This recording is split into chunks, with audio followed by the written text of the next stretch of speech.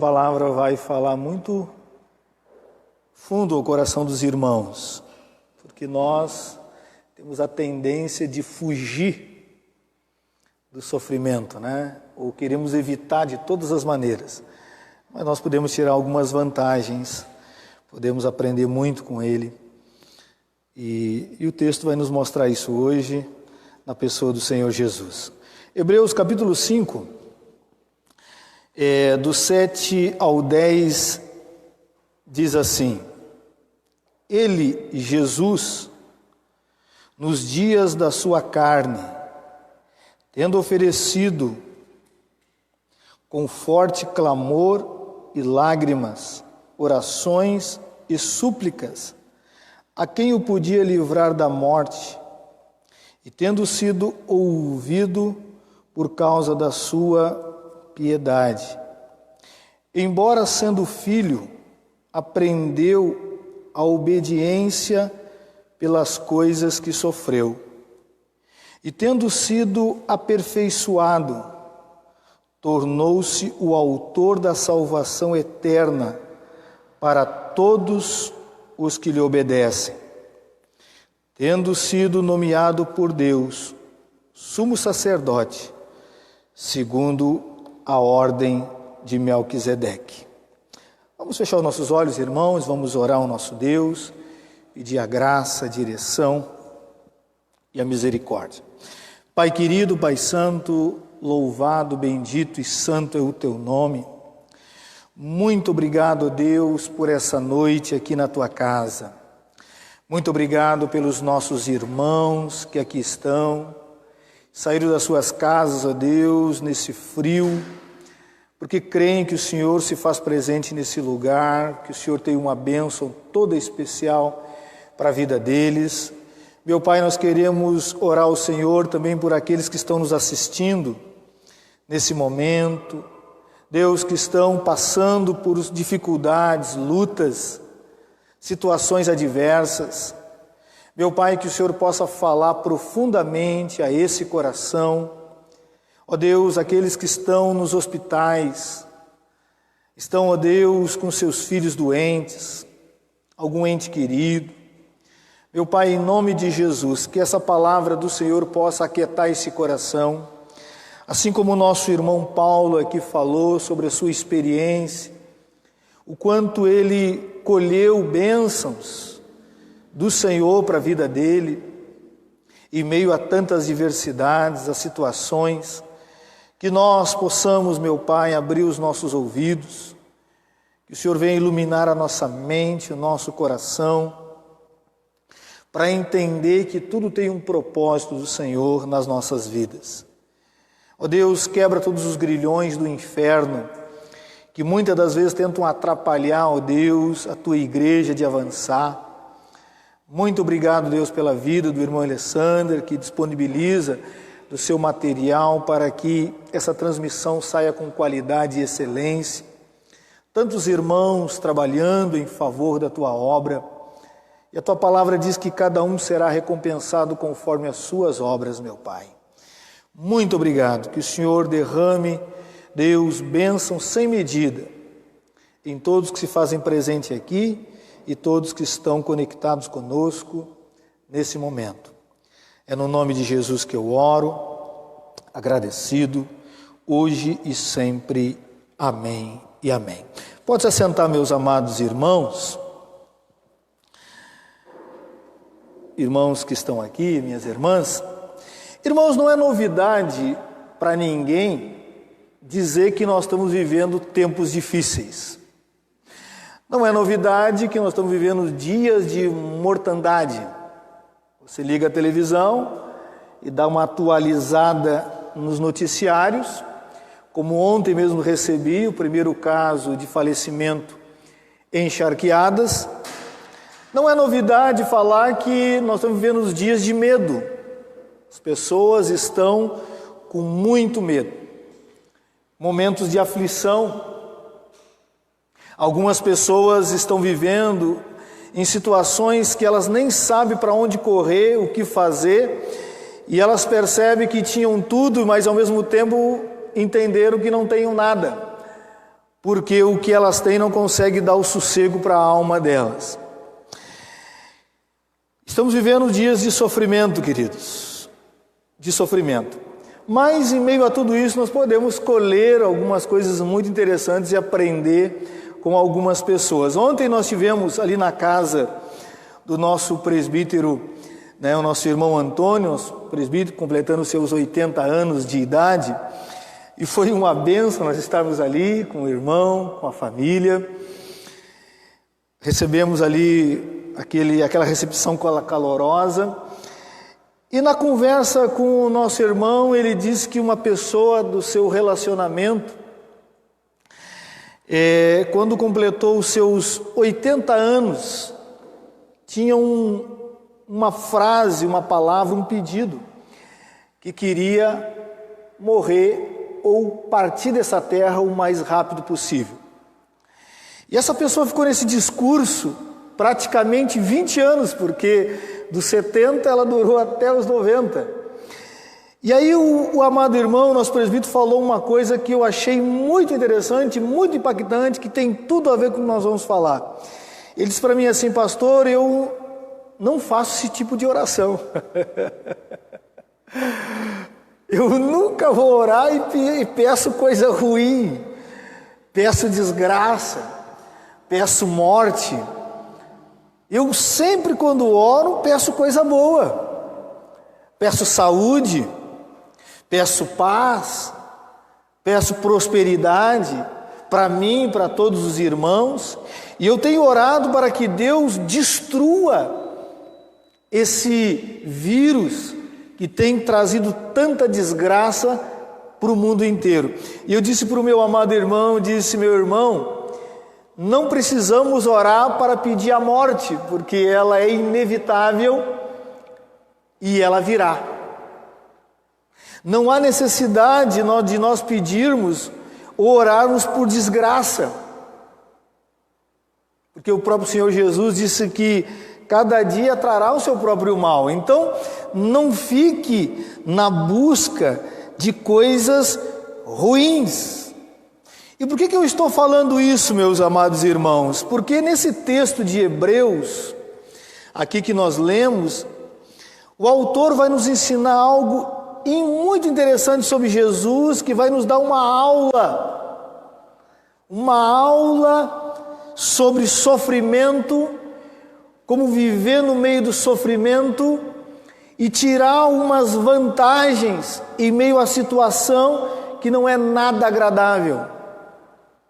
O autor de Hebreus nos mostra algumas coisas que Jesus viveu. Mas para nós falarmos sobre isso, irmão, nós precisamos nos situarmos aonde nós estamos aqui no texto. Porque no final da leitura, no versículo 10, eu falei de uma pessoa, de um personagem chamado Melquisedeque.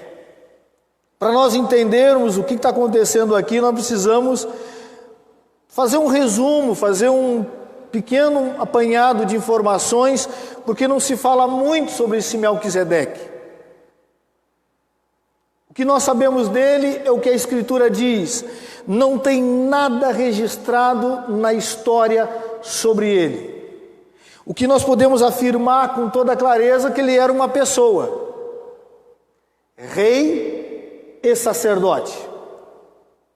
E nós encontramos esse nome na Bíblia somente 10 vezes, 2 no Antigo Testamento e 8 no Novo Testamento. E é interessante que todas as vezes que vai falar sobre Melquisedeque, sempre está relacionado a Cristo. E 6 vezes fala essa expressão sobre a ordem de Melquisedeque. Por que fala isso, irmãos? Porque nós temos que ir lá para Gênesis tentar entender o que o autor dos Hebreus está falando aqui para o povo. Os irmãos são sabidos que essa igreja a quem esse autor está se dirigindo, e há uma discussão de quem é esse autor. Uns até muito tempo acharam que era Paulo, outros pensam que é Apolo, outros pensam que é vários e vários autores, mas na verdade ninguém sabe quem escreveu Hebreus. Hebreus é escrito por alguém que tem um profundo conhecimento sobre a cultura judaica. Um dos livros mais difíceis de se traduzir é o livro de Hebreus. Muita informação, muito conhecimento, alguém que era muito polido. E essa igreja está querendo voltar ao judaísmo. Essa igreja está querendo se desviar do caminho da graça para voltar para o caminho da lei. E o autor então está buscando mostrar para o povo que voltar para a lei é retroceder. Voltar para a lei é voltar para a condenação. E aí então ele vai tratar e vai buscar lá em Gênesis falar de Melquisedeque. Por quê? Porque Melquisedeque surge antes da lei. Melquisedeque vem de o sacerdócio dele começa não organizado pelo homem. Surge em Gênesis e depois desaparece. Vai aparecer em Salmo, nas palavras de Davi, e depois só em Hebreus. E como é que acontece aqui, irmãos? Como é que surge esse homem? Diz que Abraão então ficou sabendo que Ló estava preso. Ló era sobrinho de Abraão.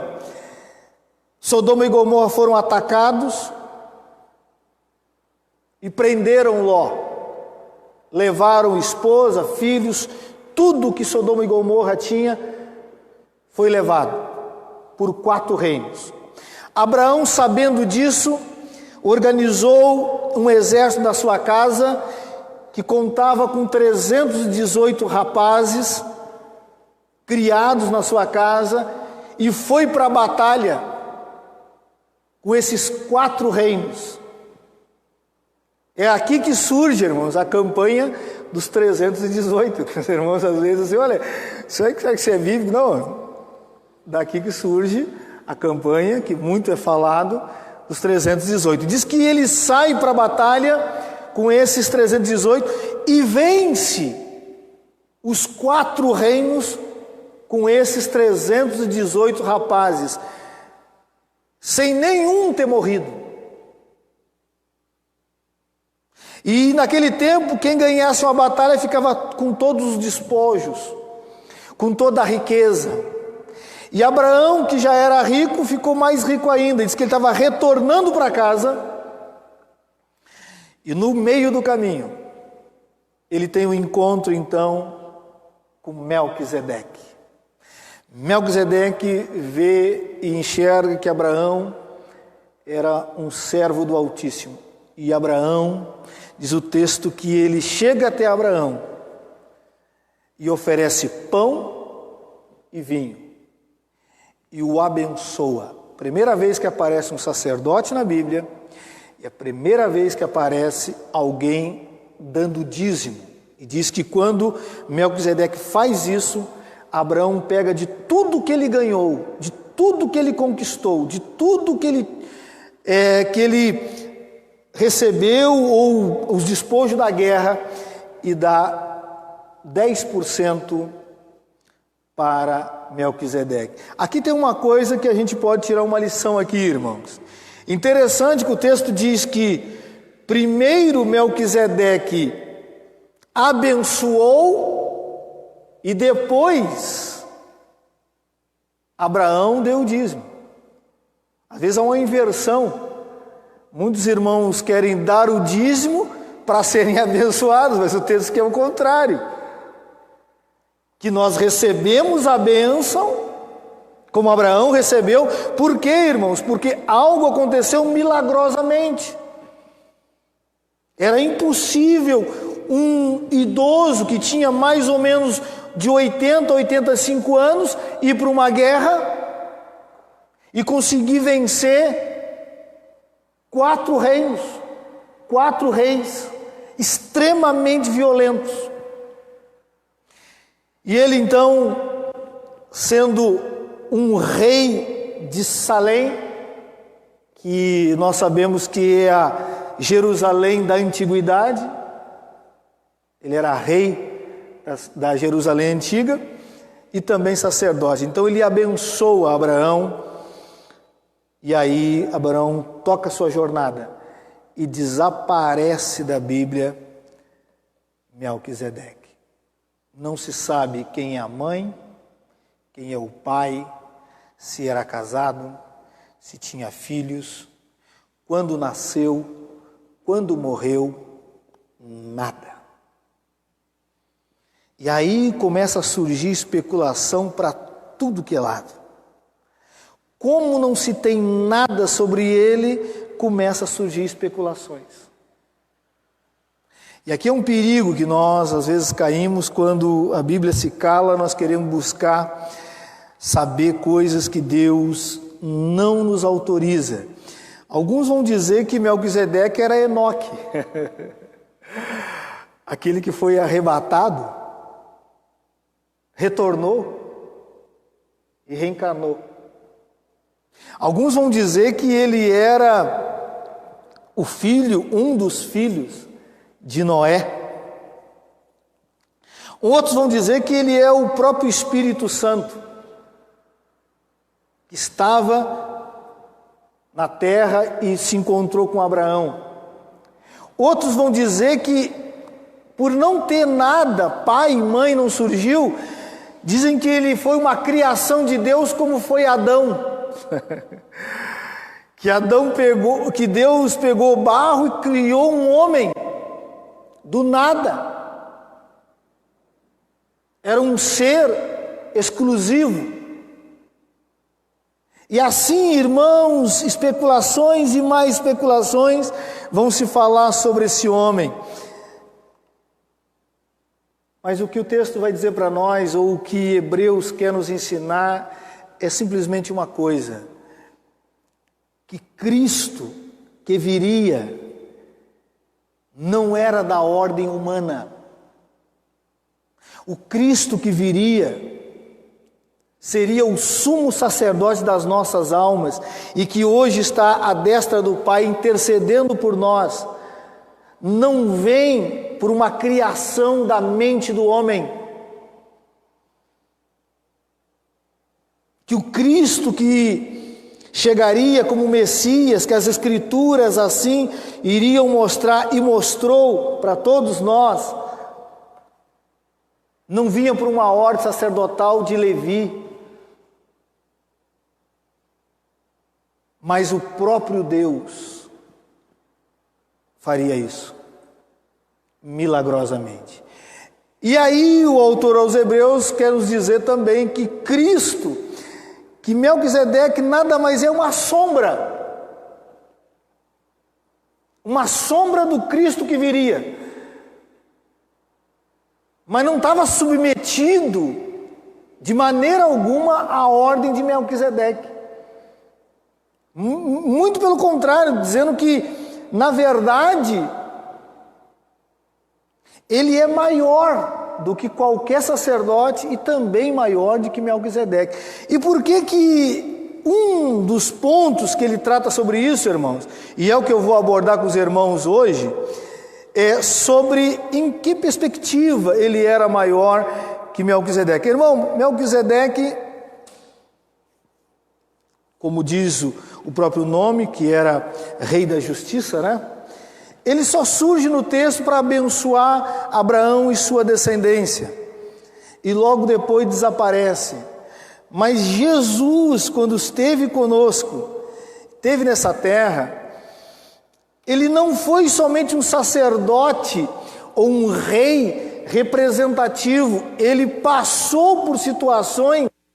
Ele, além de ser o sumo sacerdote, ele era a oferta, ele era o sacrifício vivo no altar de Deus. Então, queridos, eu quero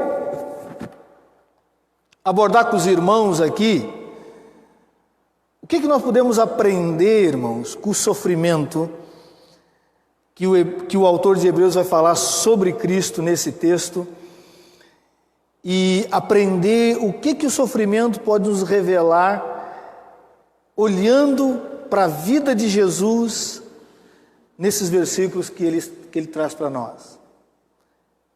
Vamos, então, irmãos, dar um título para esse texto e nós vamos ver então dentro do próprio texto que nós lemos o que o sofrimento pode nos revelar. Irmãos, o sofrimento tem o poder de revelar coisas importantíssimas. Importantíssimas. Os irmãos sabem que quando a vida está tudo numa boa, tudo está acontecendo de maneira sincronizada, muitas coisas surgem e ficam à nossa volta. Mas quando o sofrimento chega, quando a dor chega, quando a angústia chega, algumas coisas desaparecem. Mas o que pode nos revelar então, irmãos, o sofrimento para nós e olhando para o texto, o que o autor vem nos ensinar? Primeira coisa, irmãos, o nosso verdadeiro espírito. Presta atenção o que diz o texto que o autor nos coloca para nós aqui. Diz assim, ó, ele, Jesus, nos dias da sua carne. Está dizendo para nós aqui, e a palavra carne quer nos trazer isso à memória, que Jesus era homem semelhante a nós.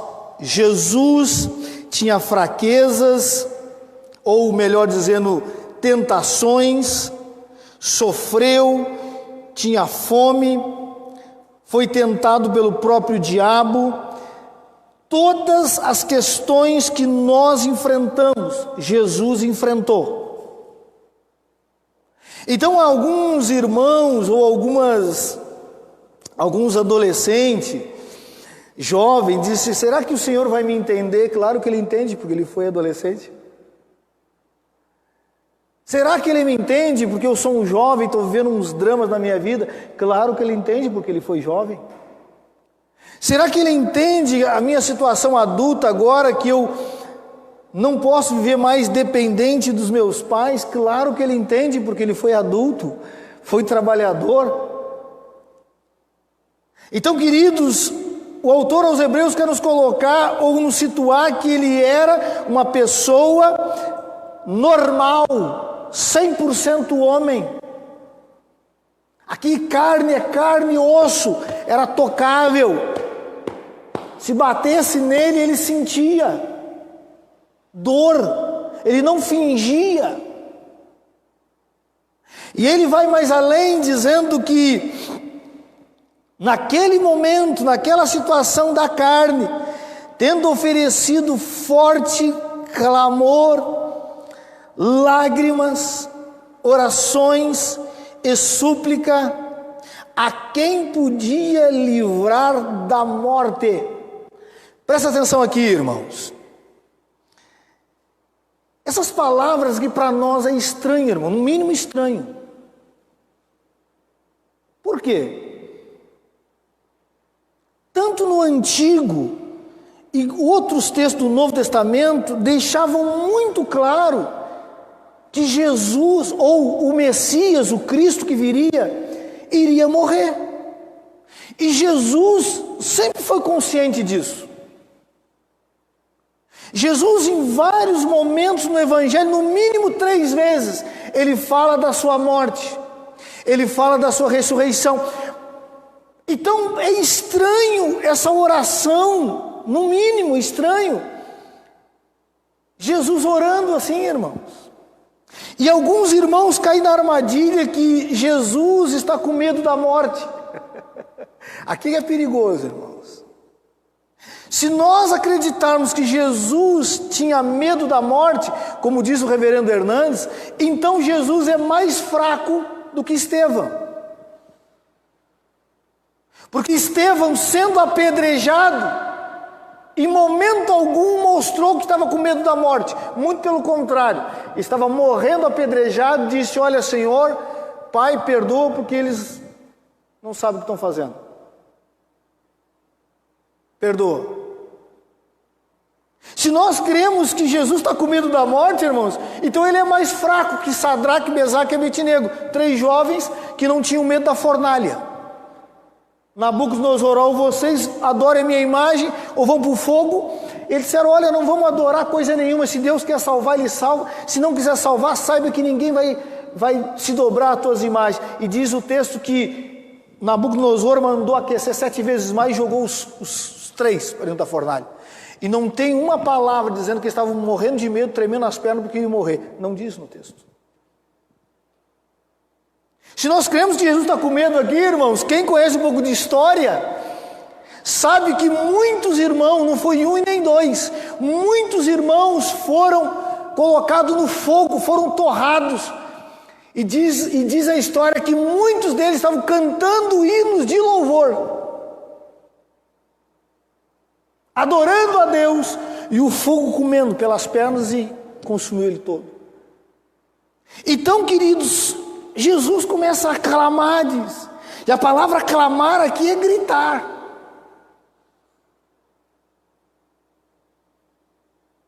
Diz o texto aqui para nós que ele chora lágrimas. Diz o texto para nós que orações eram súplicas para alguém que podia livrá-lo da morte, diz o texto. Então, como é que, irmãos, eu fiquei analisando esse texto aqui, mas como é que eu vou entender isso aqui, Senhor? O Senhor não tinha medo da morte, o Senhor não tinha medo do diabo. O próprio Senhor Jesus disse isso mesmo, né, irmãos?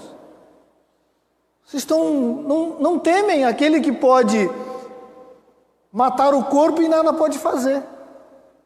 Temei aquele que pode matar o corpo e jogar vocês no inferno. Esse fica temendo, mas a morte não vai fazer. Queridos, eu comecei a analisar e dar uma olhada, irmãos, é que se Jesus, nesse momento de sofrimento, mudasse o discurso dele, revelaria um outro espírito que não era o dele em toda a trajetória de 3 anos que ele pregou. Se você analisar as palavras de Jesus, meu amado irmão, minha amada irmã e você que está me assistindo, as palavras de Jesus nunca era de morte, sempre de vida. Jesus disse para os seus discípulos e para a multidão, eu vim para que vocês tenham vida e vida com abundância. Eu sou o caminho, a verdade e a vida.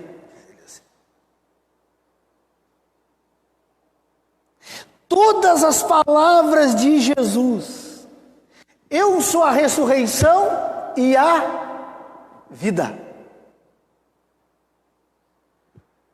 Todas as palavras do Senhor Jesus, irmãos, discutindo com os fariseus e escribas, e eles queriam falar sobre Abraão, Isaque e Jacó, e Jesus disse, o nosso Deus não é Deus de mortos, mas de vivos, porque tanto Abraão, Isaque e Jacó estão vivos.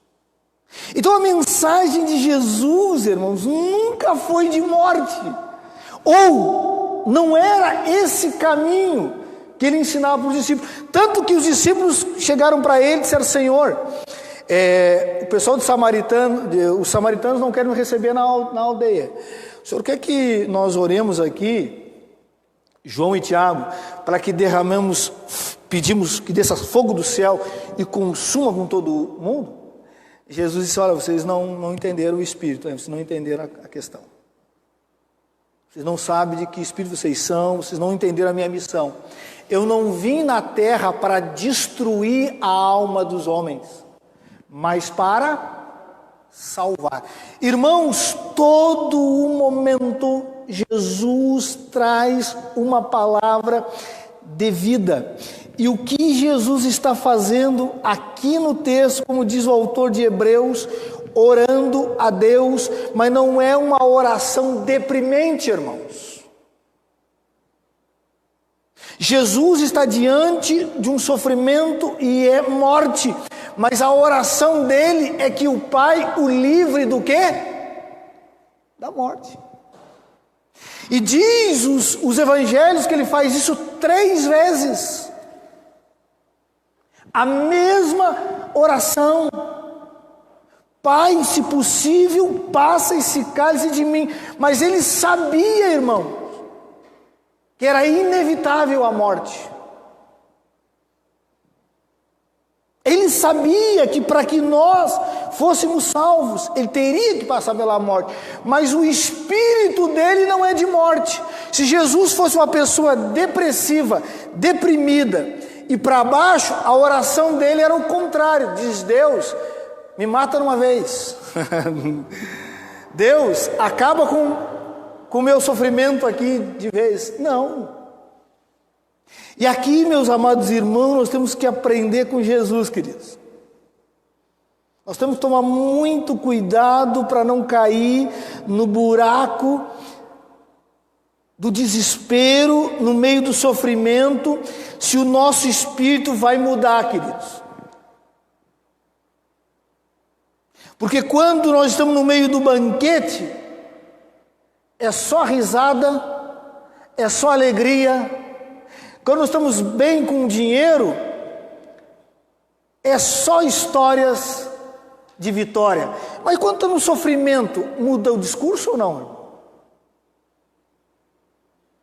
Revela o nosso espírito.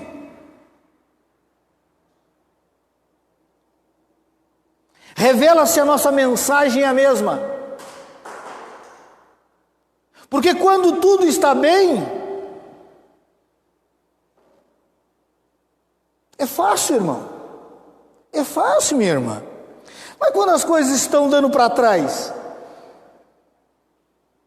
eu paro de dizer que Jesus é o Salvador?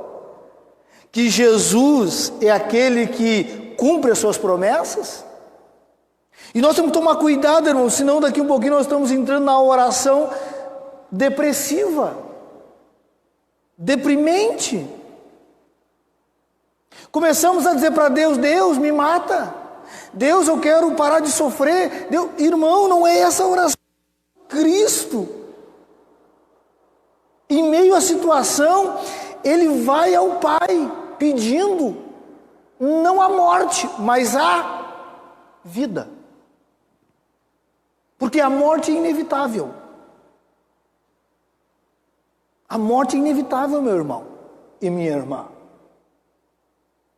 Tem gente que está fazendo a oração contrária, querido. Irmãos, eu tenho um presbítero, um mecânico, na verdade. Quem me levou a conhecer esse mecânico foi o próprio Alexander, né?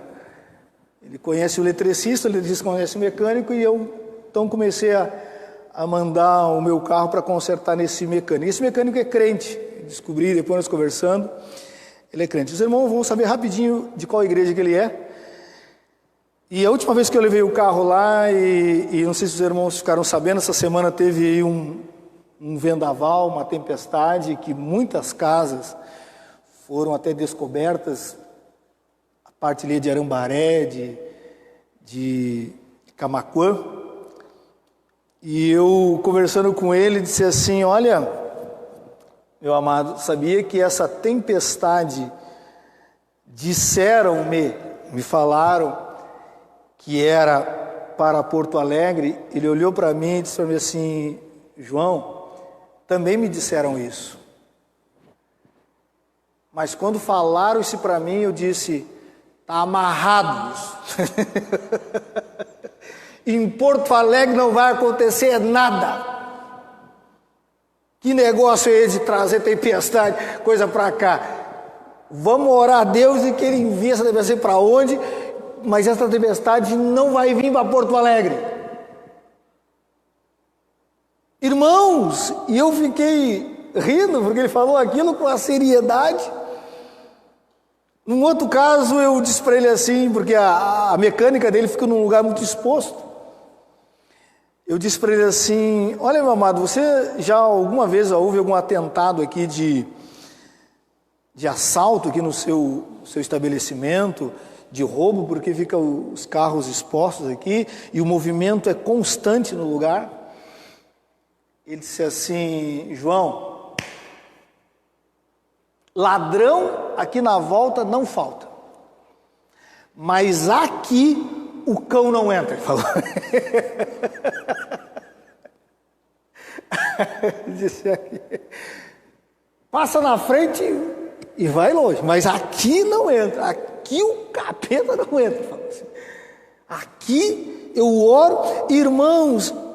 É óbvio que algumas coisas ele exagera, mas eu fico impressionado com a oração dele. Ele não busca uma oração da desgraça, do desânimo, de achar que Deus não tem poder para fazer. Muito cuidado, meu irmão, quando chegar o momento do sofrimento, o que vai revelar quem você é? Tem muito pastor, muito ministro, abandonando as suas igrejas, procurando um campinho mais quente, porque a coisa começou a ficar feia na igreja. Porque os recursos começaram a minguar. Vai revelar para a igreja e para os presbíteros qual é o espírito desse pastor. Porque na hora do banquete estava tudo bem, e agora na hora do sofrimento, continuamos com a mesma mensagem? Continuamos com o mesmo espírito, continuamos dizendo, vamos avançar, vamos orar, vamos clamar. Queridos, o autor está dizendo para nós que Jesus, em meio àquela situação que sabia, ele orou ao Pai pedindo que ele livrasse ele. Porque Jesus não era masoquista, irmão. Quanto mais dor, melhor. Não existe isso. E quem vive atrás desse espírito de sofrimento, esse espírito de morte, na verdade está com algum problema ou psicológico ou espiritual, porque a Bíblia nos ensina que não é para essa direção que devemos tomar. Não alimente o mal, seja uma pessoa que ore com esperança, com fé, seja otimista. Por que eu estou dizendo isso, irmãos? Abra sua Bíblia no Salmo 109 e o versículo 17. Olha o que diz o texto. Eu vou ler na tradução King James atualizada, mas é a mesma palavra, é o mesmo texto, só que aqui nos dá uma facilidade de entender o que o autor está dizendo. Olha o que diz esse versículo, irmão, para você entender o quanto você não deve buscar ir para um espírito depressivo em meio ao sofrimento. Olha o que diz o texto. Eu vou ler na versão, então, King James atualizada. Diz assim, ó: a maldição que ele tanto amou veio sobre ele. A bênção a que ele não deu preferência, dele se afastou. Ah, está correndo atrás de maldição, daqui a pouco ela vem e te pega mesmo. Ah, hoje o meu dia vai ser o pior dia. Pronto. É tudo que o diabo queria ouvir. Então hoje vai ser o pior dia mesmo. Irmão, nós não podemos cair nessa armadilha, irmão, senão nós ficamos numa situação. Se está ruim e a minha boca profere mais maldição, pior ficará. Como dizia no exército, o Eliezer deve se lembrar disso, nada está tão ruim que não possa piorar, entendeu? O exército tem que tirar essa mentalidade. Ah, está ruim demais, então vamos dar uma força para piorar um pouquinho mais.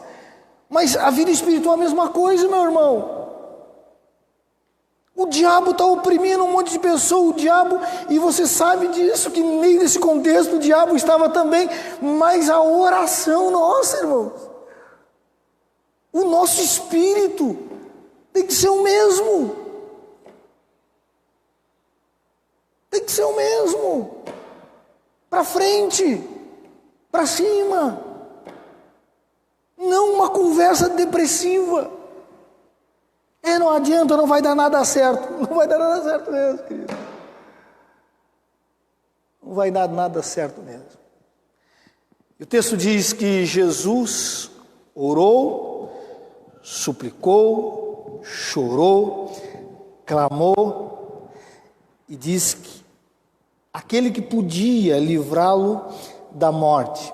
E diz o texto que ele foi ouvido. Diz que Deus o escutou. Mas livrou Jesus, irmão?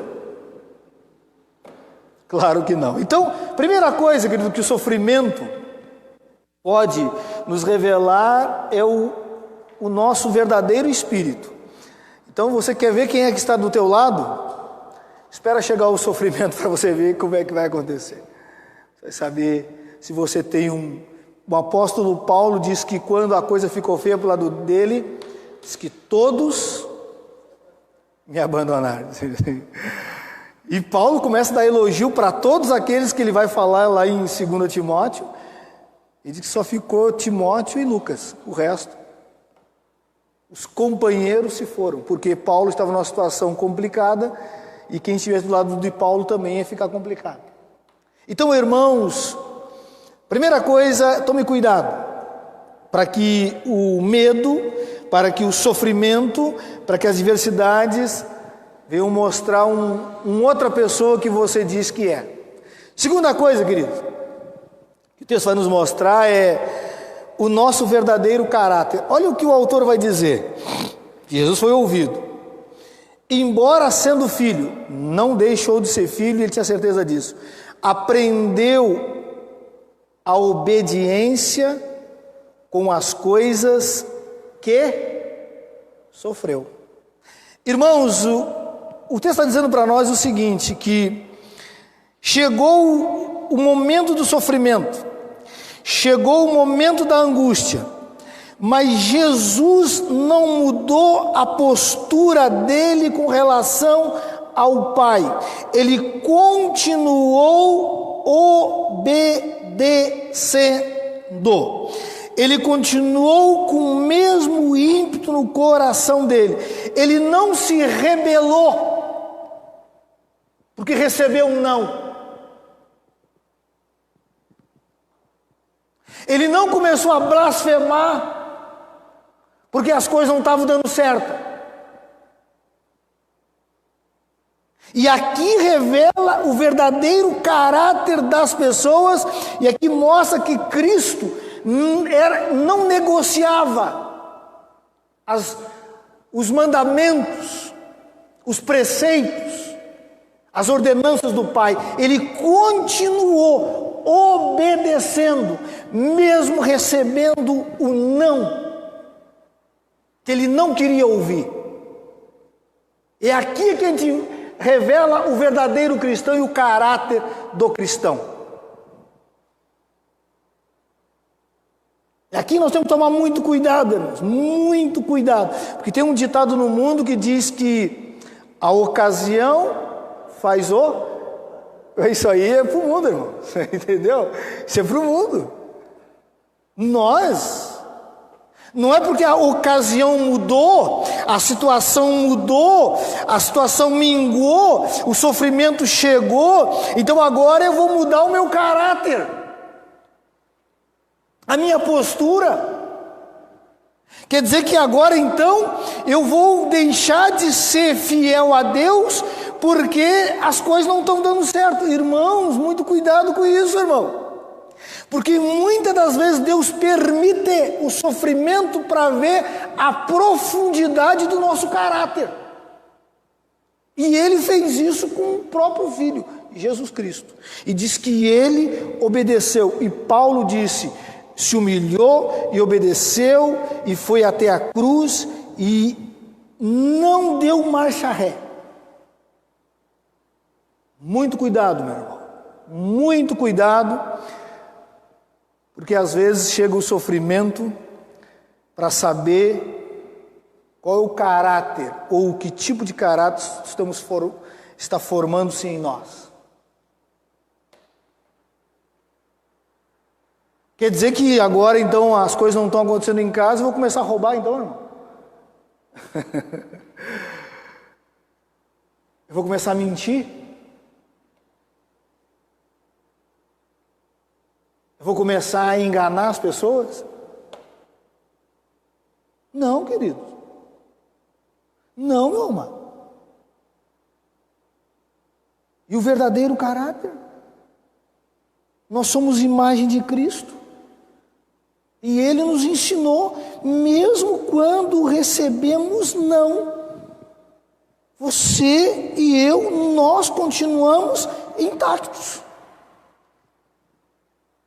Porque eu carrego dentro de mim o Espírito de Deus, nova criatura em Cristo, então eu tenho que refletir essa imagem para o mundo, para as pessoas perdidas. E aí é perigoso, irmão, muito perigoso. Porque alguns irmãos que estavam dando tudo certo na empresa e começou a dar para trás, primeira pessoa que ela começa a virar as costas é para Cristo. É para o reino de Deus.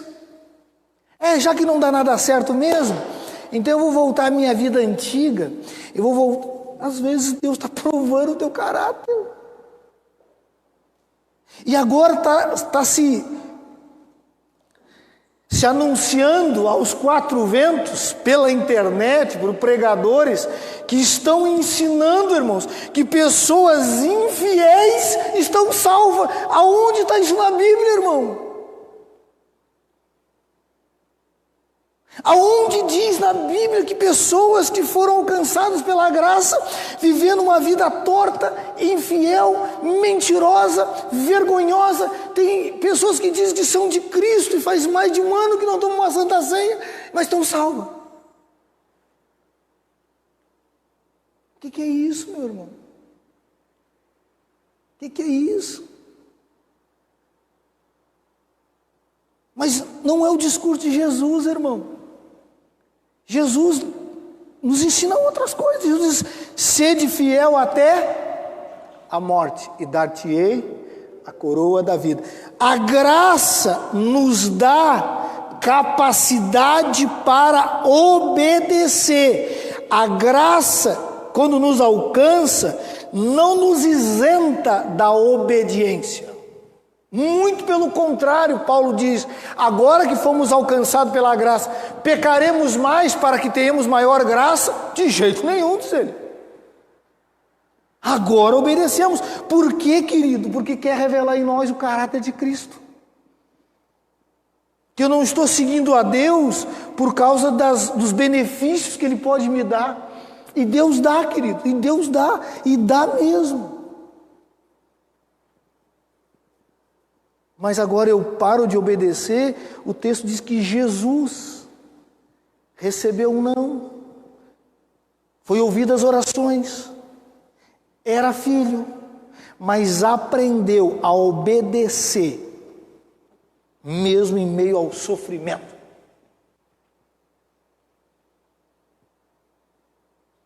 Eu não negocio, irmão, algumas coisas, alguns princípios. Para agradar a minha amada, então eu vou negar Cristo. Presta atenção, irmão.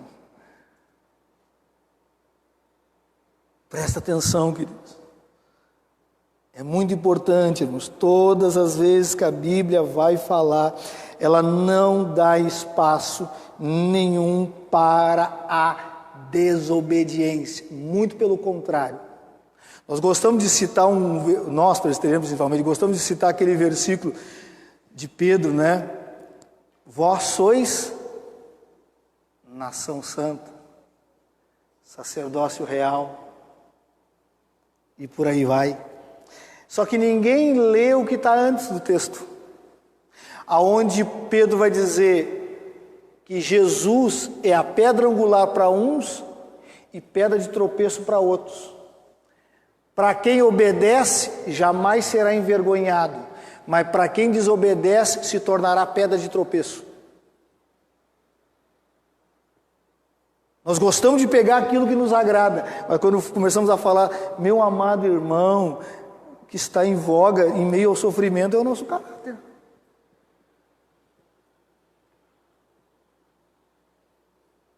Ah, então quer dizer que a situação apertou agora, então eu já não vou mais ser honesto. Que isso, irmão? E o texto diz para nós que Jesus aprendeu a obedecer pelas coisas que sofreu. Sofreu. Os irmãos sabem que hoje a aposentadoria é complicado, né? Alguns que recebiam muito, começou a diminuir. E às vezes chega até a um salário mínimo. Quem recebia 5, agora porque diminuiu, eu mudo meu caráter, eu mudo minha postura, ou paro de obedecer a Deus? Não, presta atenção.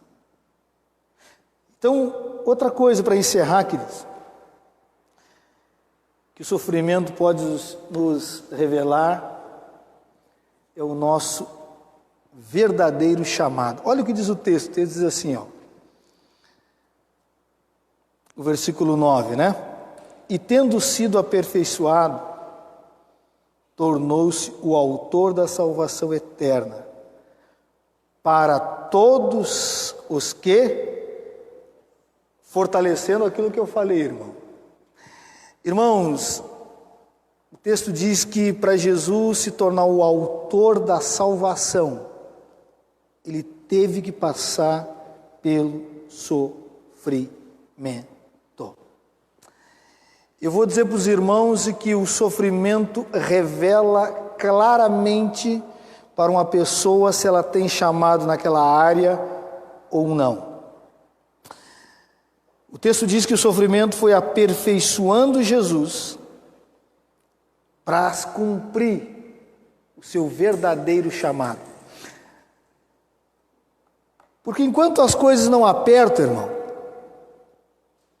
nós achamos que temos chamado para tudo, né?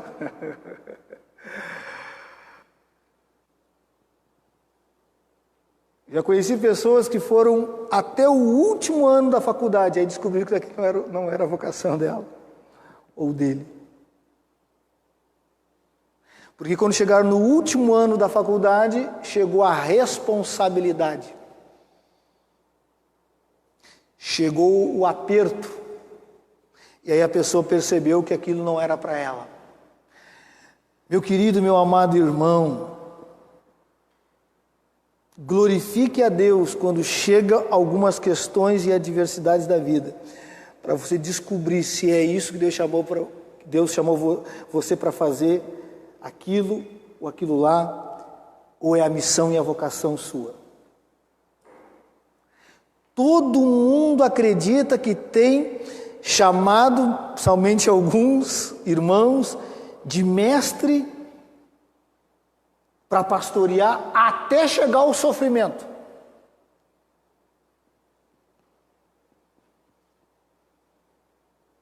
E tem muitos irmãos, muitos obreiros, muitos ministros depressivos, para baixo, desanimados, só não abandonaram o ministério porque não sabem o que fazer, porque descobriram, através do sofrimento, que não era bem aquilo que eles acreditavam, ou acredito que foram chamados. Meu amado irmão, impossível você ter um chamado e não está agendado por Deus o deserto, para você saber se é isso mesmo a sua vocação. E se é a sua vocação, e se é o chamado de Deus, não interessa se vai ter dinheiro ou se não vai ter dinheiro. Ninguém está dizendo que não tenha que receber. Não vai me fazer mais feliz se eu publico alguma coisa e 10 curtiram, nenhum curtiram. Não vai me fazer melhor se estiver cheio de gente ou estiver vazio. Porque o chamado, quando é de Deus, verdadeiramente o chamado, a nossa responsabilidade maior está com Deus, não a situação. E nós somos capazes de morrer por isso. Foi o que Cristo fez, morreu pela vocação, pelo chamado que Deus tinha com ele, para ele se tornar o que se tornou, para se assentar à direita, para que tenha um nome sobre todo nome. O sofrimento chegou, a dor chegou, a morte chegou, mas ele assumiu para ser o autor e consumador da nossa fé. Então, meu querido e meu amado irmão, não pense você que a adversidade não vai chegar para confirmar o seu chamado. Perseguições virão. Dias difíceis. É só você ler a Bíblia, irmão. Qual profeta da Bíblia que tinha facilidade quando assumiu o ministério? Me cita um. Qual apóstolo de Jesus que teve uma morte sem sofrimento? Qual os irmãos da igreja que não foram dispersos, mortos? Nós temos que tomar cuidado para que não podemos querer ir atrás do sofrimento, mas um dia ele pode chegar e vai revelar qual é o espírito nosso, qual é o nosso verdadeiro caráter e qual é a nossa vocação real. Como dizia o nosso professor de teologia sistemática, ele dizia para nós assim: olha, queridos, muitos acham que ser pastor é pregar. A melhor coisa na igreja é pregar-lhes. A melhor coisa na igreja é ensinar. Se fosse só isso, então o pastor deveria ser a pessoa mais feliz do mundo. Mas vocês vão ver que a melhor coisa na Bíblia é fazer isso. Só que está dentro do pacote. Incomodações, injúrias, fofocas, problemas gravíssimos de irmãos. Ele disse: por isso que as minhas calças só se asseguram por causa da cinta apertada, senão já tinha caído, porque perde-se, se engordou 1 quilo, às vezes emagrece 10, porque a coisa é desgastante. Um homem que tinha vivido, já estava com quase 100 anos, dando aula para nós e dizendo: olha, vocês tirem o cavalinho da chuva. Que se vocês tiverem chamado realmente, vocês vão entender o que eu estou falando para vocês. Então, meu amado irmão, o sofrimento às vezes nos revela isso. E não é para você andar de cabeça baixa, desanimado, olhando para trás, agora eu vou abandonar tudo. Está revelando se é isso que você foi chamado mesmo. Hoje, irmão, qualquer profissão do mundo tem crise, qualquer. Essa ideia que eu agora me formei na faculdade, vai abrir porta para tudo que é lugar, isso aí é maior falácia que existe. Qualquer situação, irmãos. E aí, se você tem um chamado para aquilo mesmo, porque João Calvino dizia que vocação não é só no meio eclesiástico. É em tudo na vida. Você foi chamado para ser um médico, chamado para ser um psicólogo, chamado para ser um engenheiro, um arquiteto. Se você tem chamado para isso mesmo, as dores vão revelar e vão mostrar, e você vai entender. Então, meus queridos e meus amados irmãos, o sofrimento revela muita coisa. Agora, não caia no caminho da depressão, no caminho do desânimo. Agora eu estou passando por essa adversidade. Deus, quando é que o Senhor vai mandar uma situação para me matar? Isso não existe, irmão. Você tem que orar para que isso se afaste na sua vida. Senhor, quando é que o Senhor vai acabar com meus inimigos? Irmão, não é isso, não é essa oração. Jesus disse, amar o que vos amam, isso aí qualquer um faz. Isso aí até os fariseus, os publicanos. Agora eu quero ver vocês amar os seus inimigos, orar por eles, abençoar eles. Porque poderão se tornar grandes amigos de vocês. Então, meu amado irmão, muito cuidado, porque Deus, às vezes, permite sim. Permitiu com Jesus, nós não estamos isentos disso. De passar por adversidades, de passar por sofrimentos, de passar por situações complicadíssimas. Agora, não mude o seu espírito. Se você diz que Cristo salva, Ele continua salvando. Se você diz que realmente você é essa pessoa de fibra e caráter, não é por causa do sofrimento que você vai agora dar marcha ré e dizer, não, agora mudou. Você continua batendo na tecla, continua obedecendo, continua sendo fiel. E não vire as costas por causa do sofrimento do chamado seu que Deus colocou nas suas mãos.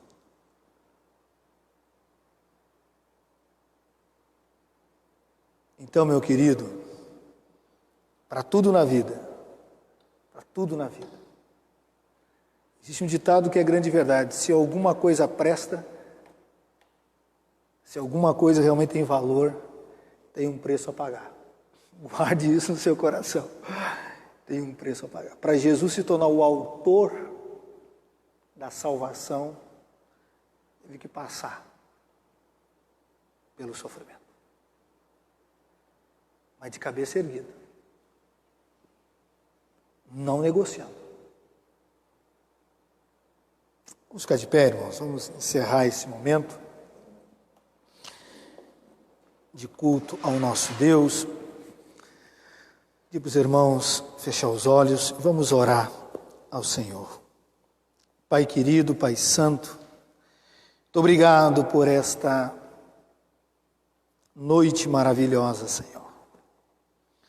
Muito obrigado por estar aqui na Tua casa com meus irmãos. Muito obrigado pelos irmãos que estão nos assistindo. Oh Deus, eu sei que muitos estão passando por dias difíceis, dores, sofrimentos. Oh Deus, que cada um de nós possa pegar esses momentos amargos e sermos aperfeiçoados pelo Senhor, assim como Cristo foi. Ó Deus, que nós, em meio a situações complicadíssimas, não fiquemos naquele desespero, no desânimo, perdendo o sono, porque as coisas ficam cada vez piores quando entramos nesse buraco da depressão, do desânimo e da angústia. Deus, em nome de Jesus, que o meu irmão e a minha irmã possam ter uma palavra de firmeza, uma oração de fé, de esperança, que dias melhores virão. Ó Deus, nós temos orado como igreja para que esse vírus maldito que tem assolado tantas famílias seja destruído pelo Senhor, que possamos voltar às nossas atividades, ó Deus. Tantas pessoas já se suicidaram e outras buscando suicídio, porque no meio dessa onda de problemas, não consegue levantar a cabeça, não consegue ter uma palavra de vitória, Senhor. Deus, em nome de Jesus, que a nossa igreja, a segunda igreja presbiteriana de Porto Alegre, possa ser um instrumento que leve uma palavra de vida e não de morte, uma palavra de vitória e não de derrota, uma palavra de ânimo e não de desânimo. Ó Deus, em nome de Jesus, usa os meus irmãos, usa, Senhor, todos nas suas áreas, em nome de Jesus, aperfeiçoa o caráter de cada um, mostra o chamado de cada um.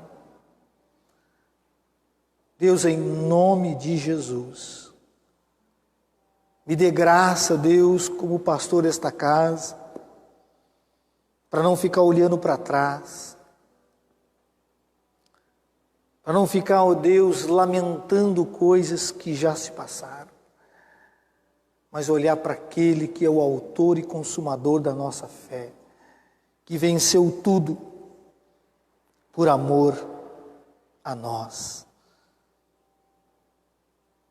Glórias ao Senhor. Grande é o teu nome. Que a graça do Pai manifestada no Filho, o amor, o poder e a glória que existe na pessoa do Pai, do Filho e do Espírito Santo estejam sobre nós, irmãos, hoje e sempre. Amém, amém